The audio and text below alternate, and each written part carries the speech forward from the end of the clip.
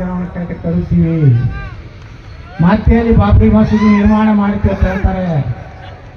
ಒಂದು ಮಾತು ಹೇಳ್ತೀನಿ, ಸೂರ್ಯಚಂದ್ರರಿಗೆ ಅಯೋಧ್ಯೆಯಲ್ಲಿ ಪ್ರಭು ಶ್ರೀರಾಮಚಂದ್ರನ ಮಂದಿರ ಇದೇ ಇರ್ತದೆ.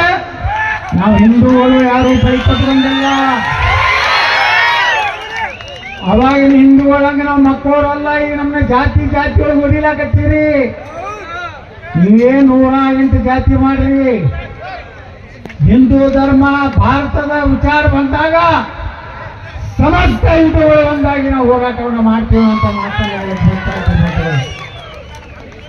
ಎಲ್ಲಿ ಸಂಬಂಧ ಇದೆ? ನನ್ನ ಬಳಿ ಎಷ್ಟೋ ಏನೇ ಕಾರ್ಯಕರ್ತರು ಬಂದಿದ್ರು, ನಾಯಕ ಜನಾಂಗದವರು, ಉಪಾರ ಜನಾಂಗದವರು, ದಲಿತರು ಎಲ್ಲರ ಕೇಸರಿ ಹಾಕೊಂಡು ಅಷ್ಟು ಆನಂದದಿಂದ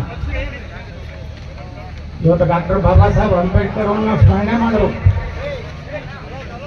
ಇವತ್ತು ಬಾಬಾ ಸಾಹೇಬ್ ಅಂಬೇಡ್ಕರ್ ಸಂವಿಧಾನ ಬರೆಯುವಾಗ ಮಂದಿರವನ್ನು ಕಳಿಸ್ತೀವಿ.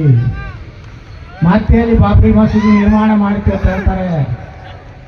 ಒಂದು ಮಾತು ಹೇಳ್ತೀನಿ, ಸೂರ್ಯಚಂದ್ರರಿಗೆ ಅಯೋಧ್ಯೆಯಲ್ಲಿ ಪ್ರಭು ಶ್ರೀರಾಮಚಂದ್ರನ ಮಂದಿರ ಇದೇ ಇರ್ತದೆ.